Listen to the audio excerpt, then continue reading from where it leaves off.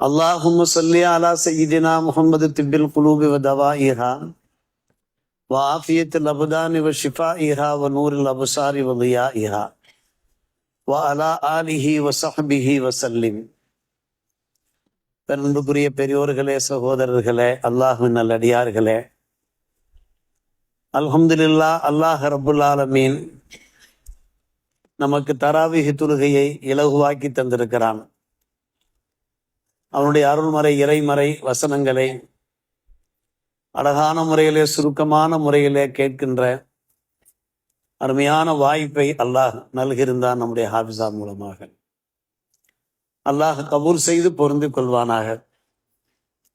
இறைமறையினுடைய வசனங்கள் எந்த அளவுக்கு ஓதினாலும் கேட்டாலும் நமக்கு பரவசம் ஏற்படும், மகிழ்ச்சி ஏற்படும், மங்களம் ஏற்படும், சிந்தித்தும் சந்தேகம் கிடையாது.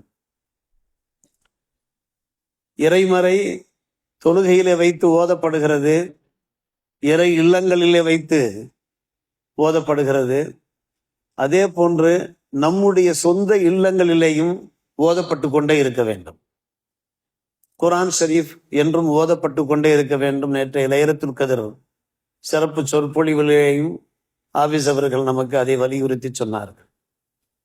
நம்முடைய வீடு பிரகாசமாக இருக்க வேண்டுமென்றால், வலா முசீபத்துகள் இல்லாமல் இருக்க வேண்டுமென்றால், நம்முடைய வீட்டிலே அமைதி நிம்மதி தொடர்ந்து கிடைத்து கொண்டே இருக்க வேண்டுமென்றால், நம்முடைய குடும்பத்திலே நோயாளிகள் நற்சுகம் பெற வேண்டுமென்றால் திருமறையை நாம் ஓதியவாறு இருக்க வேண்டும். அல் குர்ஆன் அல் மஜீத் நாம் ஓதிக்கொண்டே இருக்க வேண்டும். அனுபவபூர்வமான உண்மை அருமை சகோதரர்களே, பல்வேறுபட்ட பிரச்சனைகளுக்கு நம்முடைய அல் குர்ஆன் ஷரீஃபில் நிவாரணம் இருக்கிறது, ஷிஃபா இருக்கிறது.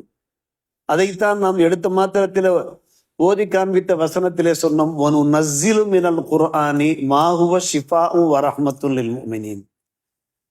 இறைமறையிலே நாம் எப்படிப்பட்ட ஆயத்துக்களை இறக்கி வைத்திருக்கிறோம் என்றால், அதிலே உங்களுக்கு ஷிஃபா இருக்கிறது, நிவாரணம் இருக்கிறது, ரஹ்மத் அருள்கொடை இருக்கிறது மூமின்களுக்கு என்று அல்லாஹ் சொல்லுகிறான். அது பொய்யாகுமா? அல்லாஹ்வுடைய வாக்கு பொய்யாகுமா? நிச்சயமாக பொய்யாகாது. அது உண்மையிலும் உண்மையாகத்தான் இருக்கும். வீட்டிலே குர்ஆன் ஷரீஃப் ஓதி வாருங்கள் அருமை சகோதரர்களே. விஷக்கடிகளிலிருந்து நாம் பாதுகாக்கப்படலாம், விஷ ஜந்துக்களிலிருந்து நாம் பாதுகாக்கப்படலாம். நம்முடைய கண்ணிலே அல்லாஹ் காண்பித்து கொடுத்து விடுவான். ஏதாவது நச்ச வரம்புகள் அங்கே உலாவிக் கொண்டிருக்குமானால், தேள்கள் உலாவி கொண்டிருக்குமானால், நம்முடைய கண்களுக்கு அல்லாஹ் காண்பித்து கொடுத்து அதனுடைய தீங்குகளிலிருந்து அல்லாஹ் நம்மை பாதுகாத்து விடுவான். இதை நாம் அனுபவபூர்வமாக கண்ட உண்மையாக இருக்கிறது. ஒரு காலம் இருந்தது, நம்முடைய தந்தைமார்களை கொஞ்சம் யோசித்து பாருங்கள். நம்முடைய தந்தைமார்கள் வீடுகளிலே குர்ஆன் ஷரீஃப் ஓதிக்கொண்டே இருப்பார்கள். ரமலானில் மட்டுமல்ல, ஃபஜ்ர் தொழுகை நிறைவு செய்த கையோடு நான் பலமுறை கேட்டிருக்கிறேன், பலமுறை தங்கள் சமூகத்திலே எடுத்தும் சொல்லியிருக்கிறேன். தேனியினுடைய ரீங்காரம் போன்று அவருடைய குரல் இசை கேட்டுக்கொண்டே இருக்கும். குர்ஆன் ஓதுகிற சப்தம், இனிய சப்தம் கேட்டுக்கொண்டே இருக்கும். நிறுத்தி நிதானமாக அழகாக ஓதுவார்கள். இன்றைக்கும் அவருடைய பிள்ளைகள் கூட அப்படித்தான் ஓதுவதையும் நான் பார்க்கிறேன் அருமை சகோதரர்களே.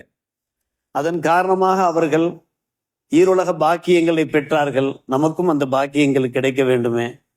தினமும் ஒரு அரை ஜுஸ் அல்லது முக்கால் ஜுஸ், ஒரு ஜுசுவாவது நம்முடைய வீடுகளிலே தொடர்ந்து நிரந்தரமாக ஓதி வாருங்கள். அதனுடைய பரக்கத்துகளை நாம் பெற்றுக்கொள்ள முடியும். அவ்ஃப் இப்னு மாலிக் அல் அஷ்ஜஇ ரலியல்லாஹு அன்ஹு என்கின்ற நபித்தோழர் இருந்தார்கள். அவர்கள் உடல் நலம் இல்லாமல் சுகவீனப்பட்டு போய் படுக்கையிலே இருந்தார்கள். அப்பெல்லாம் நுஆலிஜுக்க, அன்பர்கள் நண்பர்கள் குடும்பத்தினர் கேட்டார்கள், உங்களுக்கு நாங்கள் சிகிச்சை செய்யலாமா, மருத்துவமனைக்கு அழைத்து செல்லலாமா? அவ்ஃப் இப்னு மாலிக் அல் அஷ்ஜஇ ரலியல்லாஹு அன்ஹு அவர்கள் சொன்னார்கள், கொஞ்சம் சுத்தமான தண்ணீர் கொண்டு வாருங்கள் என்று சொன்னார்கள். தண்ணீர் கொண்டு வரப்பட்டது. ஒரு வசனத்தை ஓதி காண்பித்தார்கள், வ அன்ஸல்னா மினஸ் ஸமாஇ மாஅ முபாரகா. விண்ணிலிருந்து நாம் பரக்கத்து வாய்ந்த மழையை நாம் பொழிய செய்கிறோம். வ அன்ஸல்னா மினஸ் ஸமாஇ மாஅ முபாரகா. தண்ணீரிலே ஒரு பரக்கத்து இருக்கிறது என்கிற வசனத்தை ஓதி காண்பித்தார்கள். கொஞ்சம் தேன் கொண்டு வாருங்களே என்று சொன்னார்கள். தேன் கொண்டு வரப்பட்டது. அடுத்த வசனத்தை ஓதி காண்பித்தார்கள். குர்ஆனிலே அல்லாஹ் தேன் பற்றி ஃபீஹி ஷிஃபாஉன் லின்னாஸ் என்று கூறுகிறான். தேனிலே மக்களுக்கு நற்சுகம் இருக்கிறது, நிவாரணம் இருக்கிறது என்று கூறுகிறான். அந்த வசனத்தை ஓதி காண்பித்தார்கள். அதற்கு பின்பு கொஞ்சம் ஜைத் கொண்டு வாருங்கள், ஜைத்துன் எண்ணெய் கொண்டு வாருங்கள் என்று சொன்னார்கள். ஜைத்துன் எண்ணெய் கொண்டு வரப்பட்டது.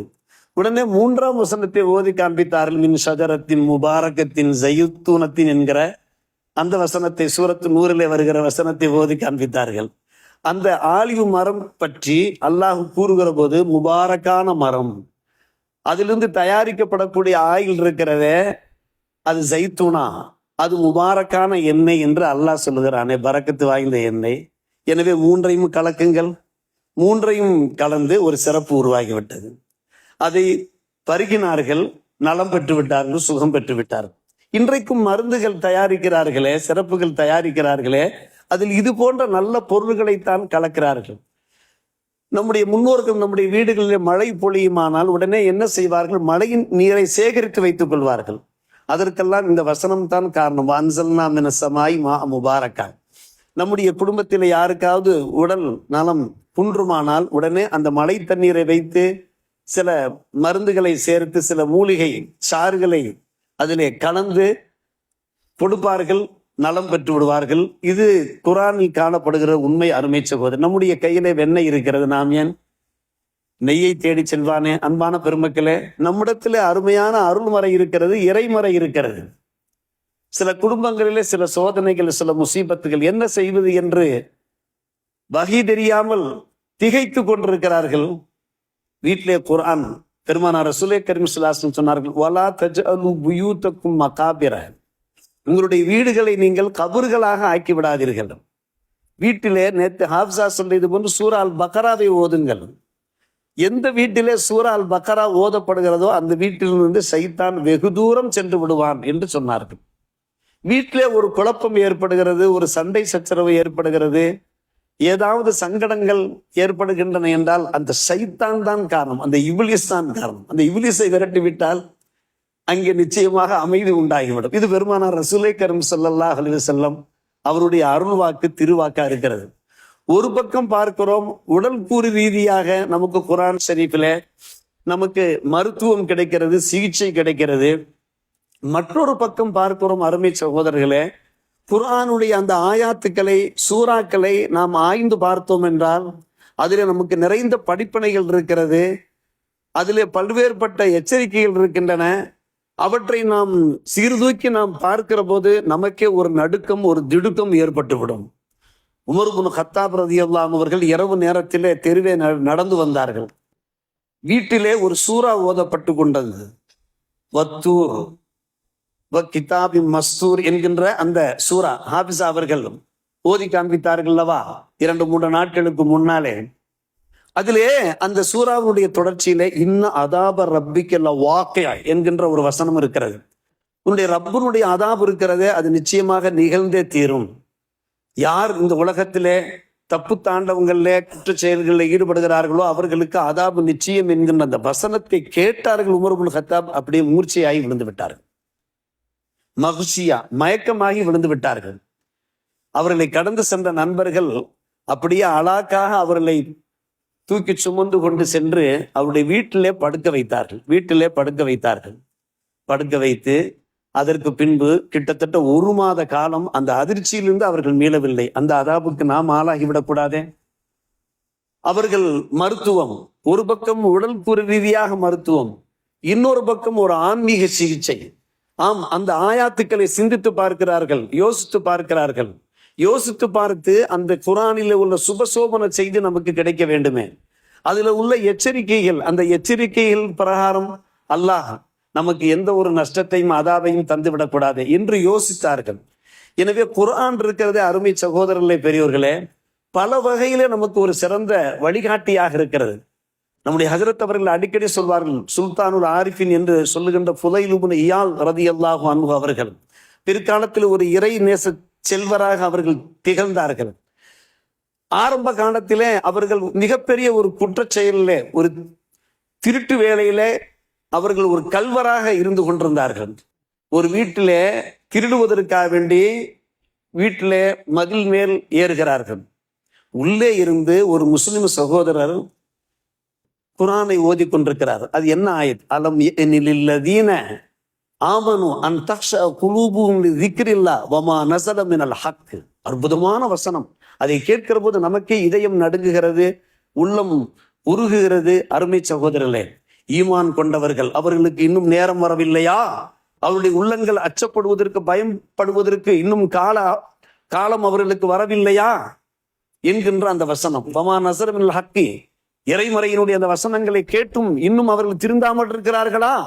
அந்த வசனம் அலம் யனில்லதீன ஆமனு அன் தக்ஷ குலூபுஹும் லிذிக்ரில்லாஹ் வமா நஸல மினல் ஹக்கி. ஃபுதைல் இப்னு இயாத் ரலியல்லாஹு அன்ஹு அவர்கள், அந்த நேரத்தில் கல்வராக இருந்தவர்கள், ஒரு திருடராக இருந்தவர்கள், காலை மேலே தூக்கி வைத்தவர்கள் அப்படியே நின்று விட்டார்கள். நின்றால் அவரால் அசையவே முடியவில்லை. அவர்கள் பேசினார்கள், அந்த வசனத்தை கேட்டு பேசிவிட்டார்கள். கத் ஆன அல் அவான் என்று சொன்னார்கள். நேரம் வந்து விட்டது யா அல்லாஹ். ஆன அல் அவான், ஆன அல் அவான் என்றாலே நேரம் வந்து விட்டது யா அல்லாஹ். மூமின்களுடைய உள்ளங்கள் அஞ்சுகின்ற, பயப்படுகின்ற ஒரு நேரம் வந்து விட்டது யா அல்லாஹ் என்று உடனடியாக தௌபா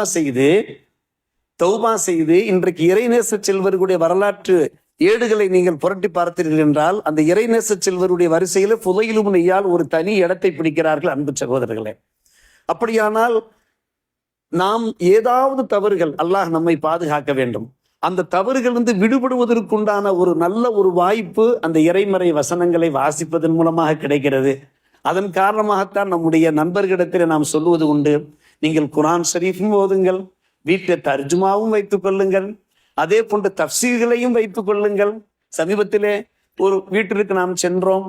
அங்கே நிறைய கிதாபுகள் அடுக்கி வைக்கப்பட்டிருந்தது. என்னுடைய பார்வையில மட்டும் பட்டது, ஆம் இதோ அருமையான தப்சீர் வைத்திருக்கிறீர்கள் என்று. அவரே மறந்து போய்விட்டார். தப்சீர் வைத்திருப்பதை வீட்டுக்காரரே மறந்து போய், ஜவாஹிருல் குர்ஆன் இருக்கிறது பாருங்கள், இதை நீங்கள் வாசிக்கிறீர்களா? இல்லை, என்னுடைய தகப்பனார் வாசித்தார்கள், நான் வாசிக்கவில்லை என்று கூறுகிறார். வாசிக்க வேண்டும், அதனுடைய மொழிபெயர்ப்பை பார்க்க வேண்டும், நம்முடைய விளக்க உரைகளை பார்க்க வேண்டும். நம்முடைய வீடுகளில் அது போன்ற கிதாபுகள் எடுத்து வை. காரணம், குர்ஆனுடைய மகத்துவத்தை நாம் புரியாமல் இருக்கிறோம். நம்முடைய கையில இருக்கிறது, அவனுடைய மகத்துவத்தை புரியாமல் இருக்கிறோம். ஒரு சபையிலே வைத்து ஒரு இந்து பண்டிட்டு, ஒரு கிறித்துவ பாதிரி, ஒரு யூத மத அறிஞர், இந்த மூவரிடத்திலையும் அவர்களுடைய அந்த வேத ஏடுகள், அந்த வேத ஏடுகளுக்கான விளக்கங்கள் கேட்கப்பட்டது. அவர்கள் ஆங்கிலத்திலே விளக்கம் சொன்னார்கள். காரணம், அவர்களுடைய அந்த அசல் மொழி போய்விட்டது. பைபிள் இருக்கிறதா? அதனுடைய அசல் மொழி இருக்கிறதா? அதனுடைய ஒரிஜினல் மொழி இருக்கிறதா? நிச்சயமா கிடையாது. அதே போன்று யூதர்கள், அவர்கள் வேத ஏடுகள் வைத்திருக்கிறார்கள். இஸ்ராயலிகள் அவ்வப்போது புஸ்தகங்களை படித்துக் கொண்டிருக்கிறார்களே, அது அவருடைய ஒரிஜினல் மொழி கிடையாது. எல்லாமே ஆங்கில மொழியிலே அவர்கள் விளக்கங்கள் சொல்லிக் கொண்டிருந்தார்கள். ஒரு முஸ்லிம் மத அறிஞர் மட்டும், மார்க்க அறிஞர் மட்டும் குர்ஆன் உடைய ஆயாத்துக்களை அப்படியே வாசித்து காண்பித்து.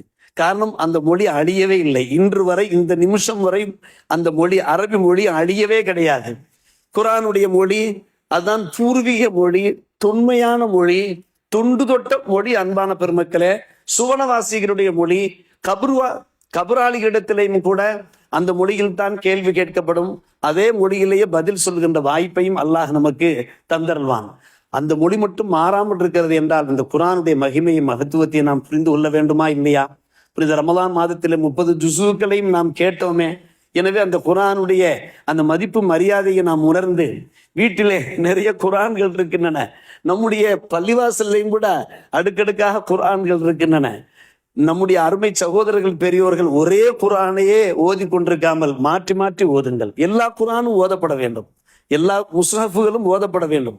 நம்முடைய வீடுகளில் 2-3 குர்ஆன்கள் இருக்குமானால் ஒரு குர்ஆனை வைத்து மட்டும் நாம் ஓதக்கூடாது. எல்லா குர்ஆன்களும் ஓதப்பட வேண்டும், வாசிக்கப்பட வேண்டும். அதற்கும் சில எச்சரிக்கை நபிமொழிகள் இருக்கின்றன. எனவே அன்பான சகோதரர்களே, புனிதமான இந்த ரமலான் மாதம் நிறைவு பெறுகின்ற இந்த காலகட்டத்திலே நமக்கு வழங்கப்பட்டிருக்கக்கூடிய அந்த மாபெரும் அருட்கொடையான அந்த அருள்மறையினுடைய மகத்துவத்தை புரிந்து விளங்கி, அதனுடைய வழிகாட்டுதல்கள் பிரகாரம் வாழ்வதற்கும் முயற்சிப்போம். அதை ஓதி ஓதி அதன் மூலமாக நிறைந்த பரக்கத்துகளையும் ரஹ்மத்துகளையும் பெறுவோம். நல்லடியார்கள் கூட்டத்திலே வல்ல அல்லாஹ் நம் எல்லோரையும் சேர்த்துக் கொள்வானாக. வாஹிர் தாவானா அல்ஹம்துலில்லாஹி ரப்பில் ஆலமீன்.